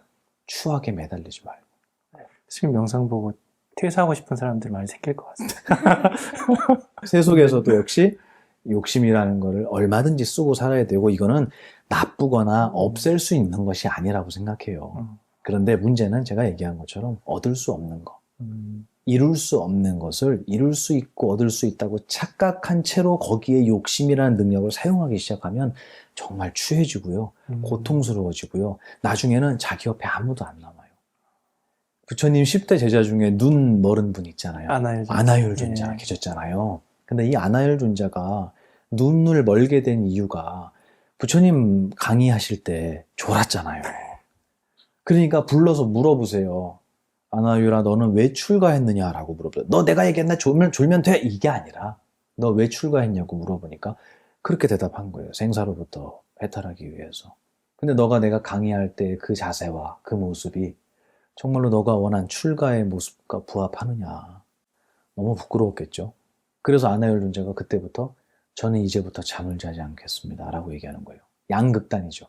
부처님께서 항상 경계하셨던 아니야, 자야 된다. 아닙니다. 저는 안 자겠습니다. 하고 고집을 부리다가 결국에는 굉장히 위독한 상황이 됐어요. 그래서 의사를 불러요. 진료를 해봐라 그랬더니 간단합니다. 주무시면 됩니다. 그런데도 아나율 존자가 안 자요. 그리고 나서 눈이 멀잖아요. 제가 이 얘기를 저희 큰 스님께 말씀을 드렸어요. 스님, 아나율 존자가 그랬대요. 그리고 나서 부처님 굉장히 속상해 하시거든요. 그래도 제자는 제자니까 승가 생활을 계속 했겠죠. 근데 어느 날 아나율 존자가 자기가 갖고 있던 바늘에다가 실을 끼는 장면이 나오잖아요. 근데 거기서 못 껴서 앞이 보이지 않는 상태에서 주변에 외칩니다. 누가 나의 바늘에 실을 끼워줄 분이 계십니까? 근데 어떤 분이 와서 끼워줘요. 부처님이 오신 거예요. 스승님이 오셔서 끼워주신 거예요. 저는 그걸 보고 야, 우리 부처님은 참 자유롭고 정말 감사한 분이다. 당신이 하지 말라고 하는 짓을 해갖고 눈까지 불편해진 제자를 버리거나 혼내신 게 아니라 마지막까지 사랑해 주셨구나라는 정도로 이해했어요. 그게 누구 수준이냐면 제 수준이었어요. 제 수준으로 그걸 이해한 거예요. 큰 스님께서 들으시더니 너 그게 무슨 뜻인 줄 알아? 그러면서 얘기를 해주시는데 뭐라 그러시냐면 아나율 존자가 왜 잠을 안 자기 시작했죠? 수행을 열심히 하려고 했던 거예요. 게으르다고 혼이 났으니까 그럼 난 열심히 할 거야. 우리가 무언가를 열심히 하잖아요. 그럼 주변이 안 보여요. 눈이 멀어요. 내 얘기예요, 불경은. 내가 성공하기 위해서 달리고 있으면 내 아내가 얼마나 외로운지, 내 자식이 얼마나 슬픈지 안 보여요. 거기밖에 안 보여요. 아나율 존재처럼 나 죽어도 수행 열심히 할 거예요. 눈이 멀어요. 그리고 나서 바늘에다가 실을 못 꼈다 그랬잖아요. 이게 무슨 말이냐면 열심히 해온 거예요, 평생. 근데 이 바늘과 실은 무슨 뜻이냐면 실을 바늘에 껴서 바느질을 하면 바늘이 지나간 자리에 뭐가 남죠? 실이 남잖아요. 근데 안 끼고 하면요. 안 남았던 거예요. 죽기 살기로 눈이 먼 상태에서 노력했는데 나이가 50, 60이 됐는데 보니까 아무것도 안 남은 거예요. 내가 평생 살아온 게. 하나도 안 남았어요. 그러니까 외친 겁니다, 이제. 누가 내 바늘에 실을 끼워줄 분이 있습니까? 그러면 누구만 끼워줄 수 있을까요? 그거는 스승만 끼워줄 수 있는 거예요. 부처님만 끼워줄 수 있었던 거예요. 그 얘기를 저희 큰 스님께서 해주시더라고요. 스승님의 눈이지. 저는 1000번을 읽어도 그거 안 보여요. 그래서 제가 스승이 필요하다고 얘기하는 거예요. 모두 머리 깎고 스님 되라는 게 아니라 머리를 기르고 이렇게 사회생활 하시면서도 내 후배에게, 내 직장 동료에게, 내 가족들에게 이런 이야기를 할 수 있는 분이라면 전 스승이라고 봐요. 그리고 이런 이야기를 하려면 어떻게 해야 될까요? 배워야죠. 그래서 이런 강의를 들으러 오시는 분들이 정말 많거든요. 그분들이 시간이 남아서 오는 게 아니라 한 번 듣고 나면 세상이 달라 보이고 이런 얘기를 누군가에게 했을 때 그 사람이 정말 행복해하는 모습을 보면 아, 나 공부해야겠구나 라는 자기도 모르는 신념이 생기는 것 같아요. 그래서 사람들이 많이 모이거든요. 저는 욕심을 어떻게 쓰느냐 이런 것도 중요하지만 저는 그 욕심을 가장 잘 쓰는, 출가하지 않고도 가장 잘 쓰는 욕심이라고 한다면 내 주변에 있는 많은 사람들을 행복하게 만드는 데 쓰셨으면 좋겠어요. 눈 멀지 말고. 내가 하고 싶은 거를 바라보면 눈이 멀어요. 그래서 나중에 어느 순간에 주변을 돌아보면 다 나를 떠나 있고 다 나를 미워하고 있고 내 자리는 어디에도 안 남아있는, 이걸 바라보면 이제 외치는 거죠. 누가 내 바늘에 실을 좀 끼워달라. 난 노력만 했지 남은 게 아무것도 없습니다. 이 얘기를 누구는 안 하겠습니까? 다 하죠. 이런 가르침이 담겨있는 불교를 스님들만 공부해야 된다라고 얘기하거나 아, 저는 종교가 달라서 저는 동의하지 않습니다 라고 누군가가 얘기한다면 제가 얼마나 답답하겠어요. 아, 그게 아니에요 라고 하면 도망가죠. 이제 또 요령이 필요하죠. 저는 그래서 이 이야기를 모든 세상에 있는 사람들이 알고 살았으면 좋겠다라는 마음을 갖고 있죠. 우리는 늘 직장에서 상사 그리고 자녀의 문제, 외부의 어떤 상황 때문에 힘들다고 말하는데요. 스님께서는 고통의 씨앗은 외부가 아니라 바로 우리의 마음속 인식과 기억에 있다라고 말씀하셨습니다. 인식의 결과로 생겨나는 고통이 구체적으로 어떤 원리로 작용되는지 예를 들어서 설명해 주실 수 있을까요? 그 절에 삽살개 한 마리가 들어왔어요. 유기견이에요. 저는 처음에 밭에 구석에 누가 솜니부를 버린 줄 알았어요. 흰색 삽살개였는데 얼마나 바깥에서 오래 살았는지 그냥 떼꾸정물이 그냥 줄줄 흘러요. 멀리서 보고 누가 저기다 솜을 갖다 버렸나 저게 뭐지 했는데 움직이는 거예요. 오늘 보니까 며칠 동안 거기 있었어요. 걔가 한 3일? 저거 개인가 봐요. 그러고 가서 보니까 유기견이었던 거예요. 가까이 가면 도망가고 스님들이 돌아오면 다시 그 자리로 와요. 뭐 맘에 드는 게 있었나 봐요. 그 자리에. 그래서 스님들이, 저 어른들이 그러시더라고요. 절대로 그 개한테 먼저 다가가거나 그러지 말고 모르는 척 해주라고. 짐승들은 모르는 척 해주는 거를 동료를 받아준다고 생각한다는 거예요. 이렇게 정면으로 마주 보면은 나 너 경계하고 있어 라고 인식할 수 있으니까 모르는 척하고 그냥 두라는 거예요. 있든 없든. 이것도 사실 어른들의 지혜였어요.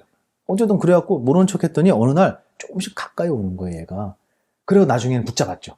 그 간식 이런 것도 주고 게사료도 좀 주고 그러더니 점점 가까워졌어요. 털도 다 밀어버렸죠. 얼마나 기생충이 많은지 주사 다 맞추고 밀어버렸어요. 그리고는 이제 스님들을 졸졸 따라다녔어요, 얘가. 근데 어느 날 걷다가 도량 안에서 바람에 꺾어졌는지 나뭇가지가 이만한 게 떨어져 있어서 저기 산으로 던지려고 이렇게 주웠어요. 후다닥 도망가는 거예요. 기겁을 하고 도망가는 거죠. 왜 이러지? 저는 이것 때문에 그런지 몰랐어요. 바닥에서 나뭇가지 부러진 짝대기를 들었는데 도망갔어요. 두 가지만 보면 도망갔거든요. 하나가 뭐였냐면 끈. 느껴지시죠? 뭐가 느껴지세요? 끈에 묶이고 매를 맞았던 거예요. 걔한테 물어보지 않아도 알아요. 그 얘기는 불교 심리학의 가장 큰 메커니즘이에요.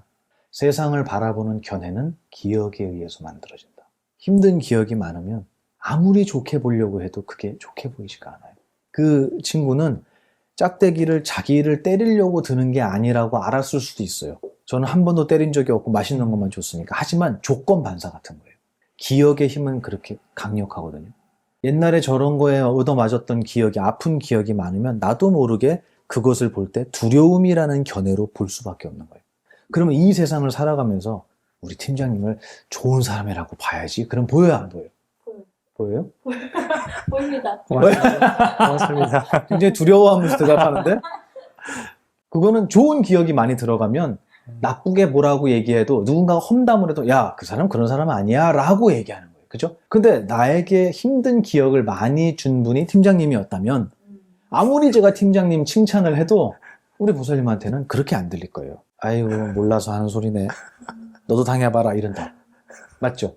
그러면 우리의 견해는 기억의 지배를 받는 거예요. 그게 이 내용이에요. 내가 저 사람이 힘들고 이 회사가 힘들고 이 일이 버겁고 내가 힘들어하는 어떤 것들은 나의 견해잖아요. 난 저거 힘들다고 생각해. 나에겐 이게 힘들게 느껴져. 라고 하는 거는 내 견해인데 견해는 무엇 때문에 만들어진다 그랬죠? 기억 때문에 만들어지는 거예요. 그러니까 이거는 내가 잘못되거나 회사가 잘못되거나 한 게 아니라 자연스러운 일이에요. 이거. 자연스러운 일이에요.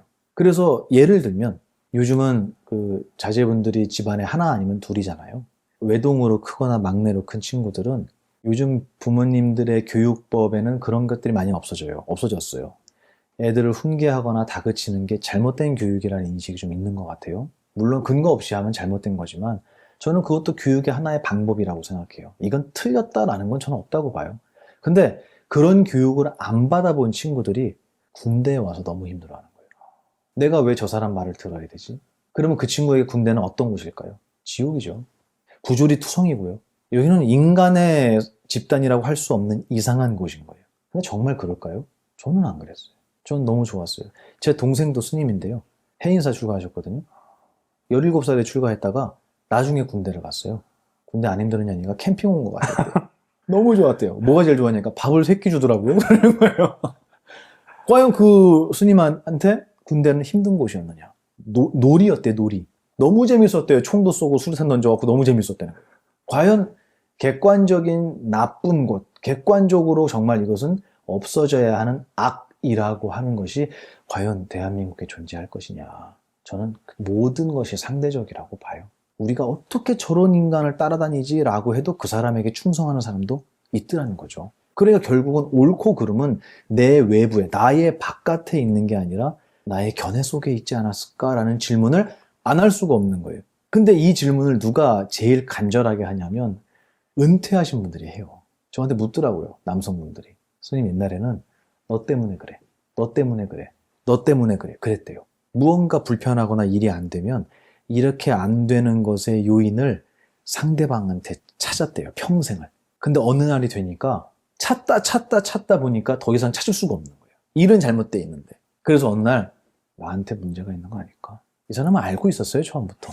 하지만 핑계댈 게 없어지니까 은퇴를 해버렸으니까 나에게 문제가 있는 게 아닐까? 라고 생각할 때 정말 죽고 싶었습니다. 이렇게 얘기하더라고요. 부정할 수가 없으니까.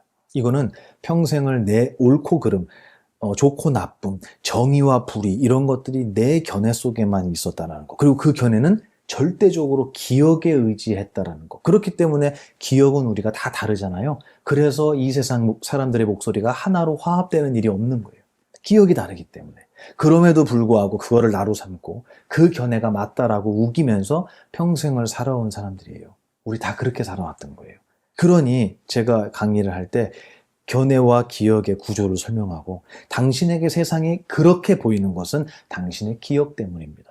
근데 그 기억은 당신이 갖고 온 게 아니라 당신이 세상에 와서 나중에 얻어진 겁니다. 그럼 기억은 나일까요? 남일까요?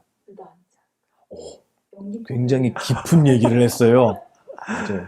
사실은 맞는 거예요. 근데 제가 설명드린 거는 내가 갖고 온 게 아니라 그랬잖아요. 백지였잖아요. 나올 때. 한국말도 모르고 나왔는데. 그러면 기억의 내용은 전부 다 세상에 의해서 얻어진 거예요. 근데 그걸 그대로 받은 게 아니라 내가 해석하면서 집어넣었잖아요. 기억에. 그러니까 보살님 말이 맞기도 한 거예요.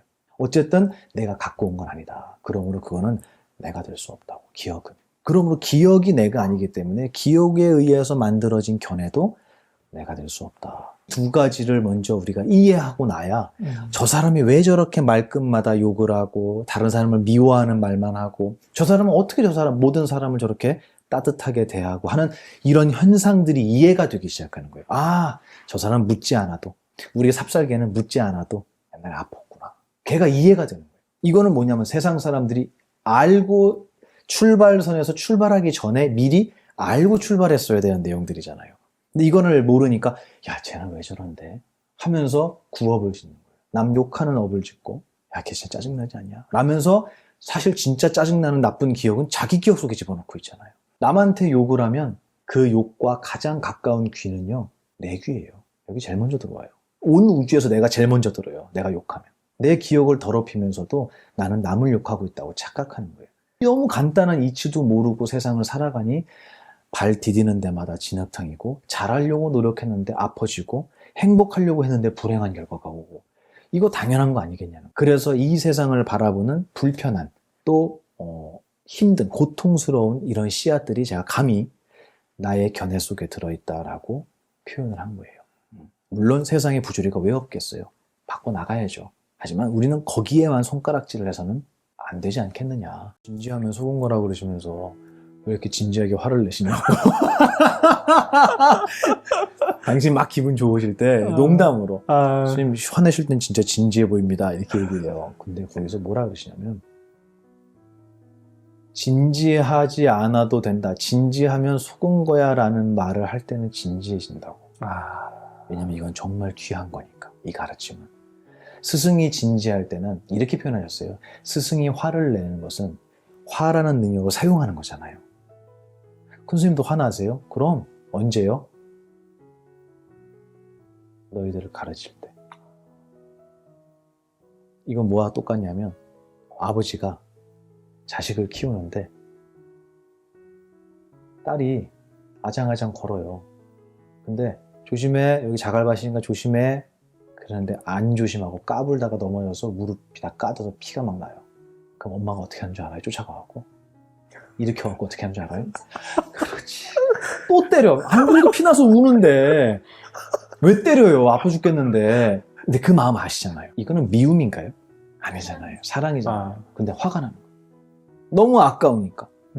안 넘어질 수 있었는데 이렇게 아파서 피나고 울지 않아도 되는데 근데 그렇게 했어요. 그걸 바라보는 엄마는 속이 상한 거예요. 그걸 바라보는 스승은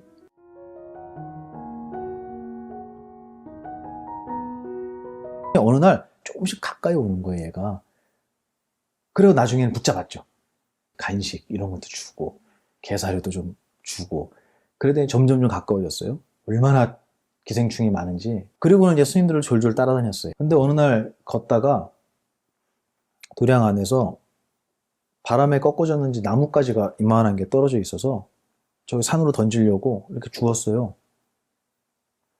후다닥 도망가는 거예요. 기겁을 하고 도망가는 거예요. 왜 이러지? 저는 이것 때문에 그런지 몰랐어요. 바닥에서 나뭇가지 부러진 짝대기를 들었는데 도망갔어요. 두 가지만 보면 도망갔거든요. 하나가 뭐였냐면 끈. 느껴지시죠? 뭐가 느껴지세요? 끈에 묶이고 매를 맞았던 거예요. 걔한테 물어보지 않아도 알아요. 그 얘기는 불교 심리학의 가장 큰 메커니즘이에요. 세상을 바라보는 견해는 기억에 의해서 만들어진다. 힘든 기억이 많으면 아무리 좋게 보려고 해도 그게 좋게 보이지가 않아요. 그 친구는 짝대기를 자기를 때리려고 드는 게 아니라고 알았을 수도 있어요. 저는 한 번도 때린 적이 없고 맛있는 것만 줬으니까. 하지만 조건 반사 같은 거예요. 기억의 힘은 그렇게 강력하거든요. 옛날에 저런 거에 얻어맞았던 기억이, 아픈 기억이 많으면 나도 모르게 그것을 볼 때 두려움이라는 견해로 볼 수밖에 없는 거예요. 이 세상을 살아가면서 우리 팀장님을 좋은 사람이라고 봐야지. 그럼 보여요, 안 보여요? 보여요? 보입니다. 고맙습니다. 굉장히 두려워하면서 대답하는데 그거는 좋은 기억이 많이 들어가면 나쁘게 뭐라고 얘기해도 누군가가 험담을 해도 야, 그 사람 그런 사람 아니야 라고 얘기하는 거예요. 근데 나에게 힘든 기억을 많이 준 분이 팀장님이었다면 아무리 제가 팀장님 칭찬을 해도 우리 보살님한테는 그렇게 안 들릴 거예요. 아이고 몰라서 하는 소리네. 너도 당해봐라 이런다. 맞죠? 그러면 우리의 견해는 기억의 지배를 받는 거예요. 그게 이 내용이에요. 내가 저 사람이 힘들고 이 회사가 힘들고 이 일이 버겁고 내가 힘들어하는 어떤 것들은 나의 견해잖아요. 난 저거 힘들다고 생각해. 나에겐 이게 힘들게 느껴져. 라고 하는 거는 내 견해인데 견해는 무엇 때문에 만들어진다 그랬죠? 그렇죠. 기억 때문에 만들어지는 거예요. 그러니까 이거는 내가 잘못되거나 회사가 잘못되거나 한 게 아니라 자연스러운 일이에요. 이거 자연스러운 일이에요. 요즘은 그 자제분들이 집안에 하나 아니면 둘이잖아요. 특히 이제 외동으로 크거나 막내로 큰 친구들은 요즘 부모님들의 교육법에는 그런 것들이 많이 없어졌어요. 애들을 훈계하거나 다그치는 게 잘못된 교육이라는 인식이 좀 있는 것 같아요. 물론 근거 없이 하면 잘못된 거지만 저는 그것도 교육의 하나의 방법이라고 생각해요. 이건 틀렸다라는 건 저는 없다고 봐요. 근데 그런 교육을 안 받아본 친구들이 군대에 와서 너무 힘들어하는 거예요. 내가 왜 저 사람 말을 들어야 되지? 그러면 그 친구에게 군대는 어떤 곳일까요? 지옥이죠. 부조리 투성이고요. 여기는 인간의 집단이라고 할 수 없는 이상한 곳인 거예요. 근데 정말 그럴까요? 저는 안 그랬어요. 저는 너무 좋았어요. 제 동생도 스님인데요. 해인사 출가하셨거든요. 17살에 출가했다가 나중에 군대를 갔어요. 군대 안 힘들었냐니까 캠핑 온 것 같았대요. 너무 좋았대요. 뭐가 제일 좋았냐니까 밥을 3끼 주더라고요. 그러는 거예요. 과연 그 스님한테 군대는 힘든 곳이었느냐? 놀이였대, 놀이. 너무 재밌었대요. 총도 쏘고 수류탄 던져갖고 너무 재밌었대요. 과연 객관적인 나쁜 곳, 객관적으로 정말 이것은 없어져야 하는 악이라고 하는 것이 과연 대한민국에 존재할 것이냐. 저는 모든 것이 상대적이라고 봐요. 우리가 어떻게 저런 인간을 따라다니지라고 해도 그 사람에게 충성하는 사람도 있더라는 거죠. 그러니까 결국은 옳고 그름은 내 외부에, 나의 바깥에 있는 게 아니라 나의 견해 속에 있지 않았을까라는 질문을 안 할 수가 없는 거예요. 근데 이 질문을 누가 제일 간절하게 하냐면 은퇴하신 분들이 해요. 저한테 묻더라고요. 남성분들이. 스님 옛날에는 너 때문에 그래. 너 때문에 그래. 너 때문에 그래. 그랬대요. 무언가 불편하거나 일이 안 되면 이렇게 안 되는 것의 요인을 상대방한테 찾았대요. 평생을. 근데 어느 날이 되니까 찾다 보니까 더 이상 찾을 수가 없는 거예요. 일은 잘못돼 있는데. 그래서 어느 날 나한테 문제가 있는 거 아닐까? 이 사람은 알고 있었어요, 처음부터. 하지만 핑계댈 게 없어지니까, 은퇴를 해버렸으니까 나에게 문제가 있는 게 아닐까? 라고 생각할 때 정말 죽고 싶었습니다. 이렇게 얘기하더라고요. 부정할 수가 없으니까. 이거는 평생을 내 옳고 그름, 좋고 나쁨, 정의와 불의 이런 것들이 내 견해 속에만 있었다는 거. 그리고 그 견해는 절대적으로 기억에 의지했다라는 거. 그렇기 때문에 기억은 우리가 다 다르잖아요. 그래서 이 세상 사람들의 목소리가 하나로 화합되는 일이 없는 거예요. 기억이 다르기 때문에. 그럼에도 불구하고 그거를 나로 삼고 그 견해가 맞다라고 우기면서 평생을 살아온 사람들이에요. 우리 다 그렇게 살아왔던 거예요. 그러니 제가 강의를 할 때 견해와 기억의 구조를 설명하고 당신에게 세상이 그렇게 보이는 것은 당신의 기억 때문입니다. 근데 그 기억은 당신이 갖고 온 게 아니라 당신이 세상에 와서 나중에 얻어진 겁니다. 그럼 기억은 나일까요, 남일까요? 굉장히 깊은 얘기를 했어요. 이제 사실은 맞는 거예요. 근데 제가 설명드린 거는 내가 갖고 온 게 아니라 그랬잖아요. 백지였잖아요, 나올 때. 한국말도 모르고 나왔는데. 그러면 기억의 내용은 전부 다 세상에 의해서 얻어진 거예요. 근데 그걸 그대로 받은 게 아니라 내가 해석하면서 집어넣었잖아요, 기억에. 그러니까 보살님 말이 맞기도 한 거예요. 어쨌든 내가 갖고 온 건 아니다. 그러므로 그거는 내가 될 수 없다고, 기억은. 그러므로 기억이 내가 아니기 때문에 기억에 의해서 만들어진 견해도 내가 될 수 없다. 두 가지를 먼저 우리가 이해하고 나야 저 사람이 왜 저렇게 말끝마다 욕을 하고 다른 사람을 미워하는 말만 하고 저 사람은 어떻게 모든 사람을 저렇게 따뜻하게 대하고 하는 이런 현상들이 이해가 되기 시작하는 거예요. 아, 저 사람 묻지 않아도 우리 삽살개는 묻지 않아도 옛날에 아팠구나. 걔가 이해가 되는 거예요. 이거는 뭐냐면 세상 사람들이 알고 출발선에서 출발하기 전에 미리 알고 출발했어야 되는 내용들이잖아요. 근데 이거를 모르니까 야, 쟤는 왜 저런데? 하면서 구업을 짓는 거예요. 남 욕하는 업을 짓고 야, 걔 진짜 짜증나지 않냐? 라면서 사실 진짜 짜증나는 나쁜 기억은 자기 기억 속에 집어넣고 있잖아요. 남한테 욕을 하면 그 욕과 가장 가까운 귀는요, 내 귀예요. 여기 제일 먼저 들어와요. 온 우주에서 내가 제일 먼저 들어요. 내가 욕하면. 내 기억을 더럽히면서도 나는 남을 욕하고 있다고 착각하는 거예요. 너무 간단한 이치도 모르고 세상을 살아가니 발 디디는 데마다 진흙탕이고 잘하려고 노력했는데 아파지고 행복하려고 했는데 불행한 결과가 오고 이거 당연한 거 아니겠냐는. 그래서 이 세상을 바라보는 불편한 힘든, 고통스러운 이런 씨앗들이 제가 감히 나의 견해 속에 들어있다라고 표현을 한 거예요. 물론 세상에 부조리가 왜 없겠어요? 바꿔나가야죠. 하지만 우리는 거기에만 손가락질을 해서는 안 되지 않겠느냐. 이미 우리가 행복할 수 있는 거리를 많이 갖고 있음에도 내 견해가 부족해서, 내 견해의 수준이 낮아서 행복을 행복으로 볼 수 없다면 과연 그게 세상의 잘못이겠느냐라는 저는 질문을 던지는 거죠. 진지함을 속은 거다? 이 말이 되게 인상 깊었는데요. 그 진지함을 빼는 것을 스님께서 되게 강조하시는데, 안 좋은 기억이 있어서 안 좋은 견해로 이렇게 막 힘드는 그런 사람, 그런 고통이 닥쳤을 때 이 진지함을 빼고 유쾌함을 더하는 기술, 이걸 어떻게 적용해야 그 네. 고통에서 좀 벗어날 수가 있을까요? 맞아요. 굉장히 중요한 질문인데 이거 돼요. 어떤 분은 그래요. 이게 되겠습니까? 하는 분이 있어요. 그분 말도 이해해요. 저 공감해요. 이 세상은 진지함으로 만들어진 세상이거든요. 근데 됩니다. 제가 왜 이렇게 확신을 하냐면 우리 스님들한테서 확인했어요. 절에 제가 불 났다고 얘기했잖아요. 네. 그죠? 네. 불이 났는데 창고 하나가 탔어요. 그래서 제가 다 끄고 나서 꽤 큰 불이었어요. 저희 큰 스님께 스님 죄송합니다. 그리고 제가 말씀을 드렸어요. 제가 관리를 잘 못했습니다. 그랬더니 불을 끌 때는 불이 났어요. 그럼 불을 끌 때 뭐가 필요하죠? 물, 또 흙 좋아요. 그렇죠. 또 사람, 좋아요. 좋아요. 또 뿌리는 거 있잖아요. 소화기. 소화기, 그렇죠. 맞죠? 제가 또 하고 여러 개를 물어봐도 영원히 보살님한테 안 나올 대답이 하나 있어요. 근데 왜냐면 그건 불 끄는데 아무런 도움이 안 되거든요. 근데 불 나면요 제일 먼저 그거부터 장착할걸요 우리? 그게 뭔지 아세요? 진지함이에요. 내가 또 뭐가 필요해요? 또 뭐가 필요해요? 100개를 물어봐도 진지함은 안 나올걸요 대답이? 근데 불났다고 생각해봐요. 제일 먼저 뭐가 장착이 돼요? 그거 봐. 그래서 저희 큰 스님께서 진지함은 저기 창고에 불 끄는데 아무 도움도 안 돼. 소화기 119에 신고하고 소화기 찾으면 돼.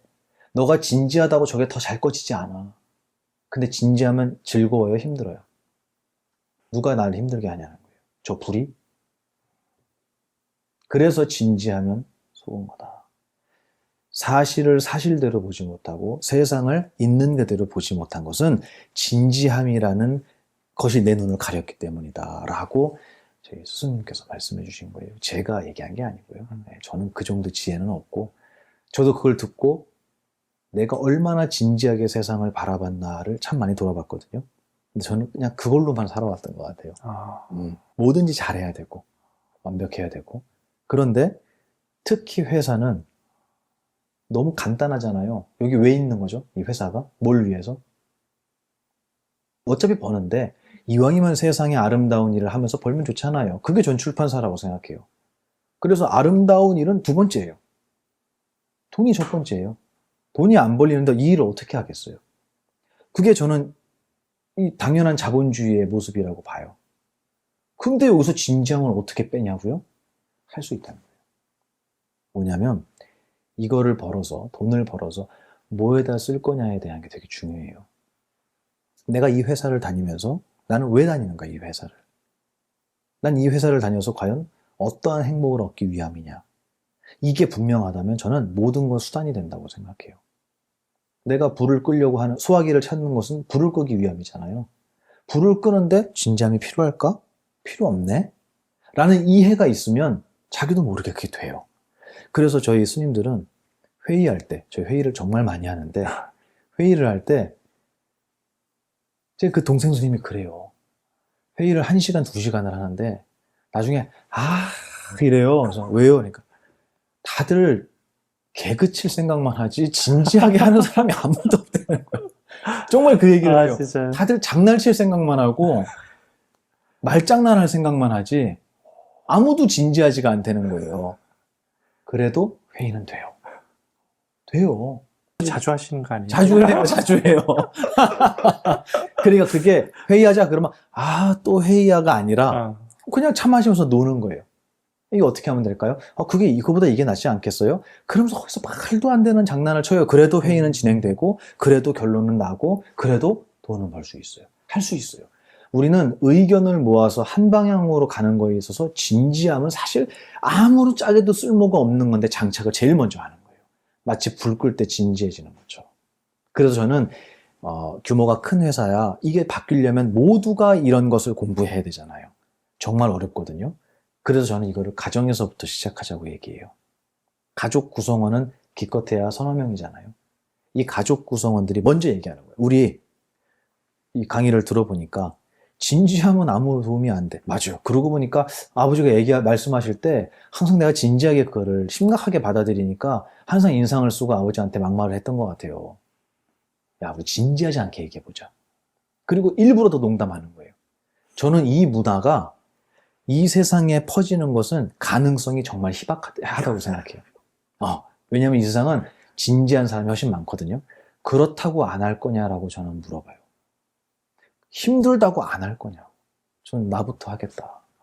그래서 어떤 분이 저한테 인터뷰할 때 그래요. 스님은 강의를 하시는 거 보면은 스님의 권위 이런 걸 찾아볼 수가 없대요. 농담으로 그래요. 나한테서 권위를 빼면 지금하고 똑같다 그랬어.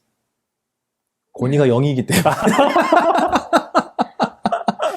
하나도 없어요. 0이에요 0. 아, 진짜. 근데 이게 어떤 분들은 그렇게 보시는 거예요. 스님이 너무 가볍다. 그게 제가 바꾸고 싶은 부분이에요. 저 무겁게 하려면 얼마든지 할 수 있어요. 가벼워서 가벼운 게 아니라 가볍게 하기 위해서 가벼운 거예요. 무겁게 하려면 얼마든지 할 수 있어요. 다 갖고 있어요. 그래서 무거워야 할 자리는 얼마든지 무겁게 할 수 있어요. 하지만 무거워야 할 필요가 없는 자리, 무거워서는 안 되는 자리에선 한없이 가벼워야 된다고 봐요. 저는 그걸 다 할 줄 아는 가장 자유로운 분들이 출가자라고 생각해요. 근데 저는 가끔 사찰에서 음악회 하잖아요. 음악회 하면 막 앞에서 트로트 가수도 있고 막 요즘에는 트로트가 아이돌도 오고 막 그러잖아요. 네. 다 뒤에서 춤추고 난리가 나요. 근데 스님들은 이렇게 앉아있어요. 이게 맞을까? 스님들이 제일 먼저 일어나서 춤추면 안 될까? 그렇다고 저 위의가 없고 공부의 수준이 낮고 깨달음의 깊이가 낮은 스님이라고 사람들이 손가락질할까요? 전 그렇게 생각 안 합니다. 자유로운 모습을 보여주는 게 저희 스님들이라고 생각을 해서 저는 그런 모습을 보여주고 가족에서부터 진지함을 빼는 훈련, 연습을 시작하자. 저는 그게 어떻게 보면 책에서 중점적으로 무게를 다루고 싶은 거예요. 세속에 살면서 남들이 감히 흉내낼 수 없는 시너지와 기술을 가지려면 진지함을 빼야 된다. 그러면 쟤네는 맨날 뭐 이렇게 재밌대? 누구나 하하 웃는 소리에는 귀를 기울이거든요. 눈이 가거든요. 만약에 이 회사가 휴일날에도 나오고 싶은 회사라면 여기 와서 맨날 즐겁게 얘기하고 떠들고 맛있는 거 먹고 웃으면서 회의를 할 수 있는 곳이라면 저는 이 출판사는 저는 무조건 흥할이라고 봐요. 저는 그게 부처님의 제자였던 승가의 모습이 아니었을까. 진지하고 엄숙함만 있지 않았을 거라고 저는 생각해요. 훨씬 재밌었을 거라고 믿어요. 그게 제가 말씀드리고 싶은 진지함을 빼는 거.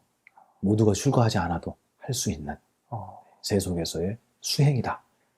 그런 말씀 드립니다. 스님은 거의 진지하지 않으려고 하시는 것 같은데 그럼에도 가장 진지할 때가 어떨 때가 좀 진지하신가요? 제가 큰 스님께 여쭤봤어요.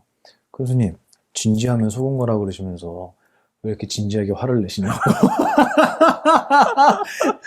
당신 막 기분 좋으실 때 농담으로 스님 화내실 땐 진짜 진지해 보입니다. 이렇게 얘기해요. 근데 거기서 뭐라 그러시냐면 진지하지 않아도 된다. 진지하면 속은 거야 라는 말을 할 때는 진지해진다고. 왜냐면 이건 정말 귀한 거니까. 이 가르침은. 스승이 진지할 때는 이렇게 표현하셨어요. 스승이 화를 내는 것은 화라는 능력을 사용하는 거잖아요. 큰 스님도 화나세요? 그럼 언제요? 너희들을 가르칠 때. 이건 뭐와 똑같냐면 아버지가 자식을 키우는데 딸이 아장아장 걸어요. 근데 조심해, 여기 자갈밭이니까 조심해. 그러는데 안 조심하고 까불다가 넘어져서 무릎이 다 까져서 피가 막 나요. 그럼 엄마가 어떻게 하는 줄 알아요? 쫓아가고 이렇게 갖고 어떻게 하는 줄 알아요? 그렇지. 또 때려. 안 그래도 피나서 우는데 왜 때려요? 아파 죽겠는데. 근데 그 마음 아시잖아요. 이거는 미움인가요? 아니잖아요. 사랑이잖아요. 근데 화가 나는 거예요. 너무 아까우니까. 안 넘어질 수 있었는데, 이렇게 아파서 피나고 울지 않아도 되는데, 근데 그렇게 했어요. 그걸 바라보는 엄마는 속이 상한 거예요. 그걸 바라보는 스승은 눈물이 나는 거예요. 그래서 화를 내시는 거예요. 내가 그렇게 하지 말랬지. 이거는 전 사랑 같아요. 제가 얘기한 것처럼 진지함을 빼는 것을 알려줄 때 저는 진지해져요.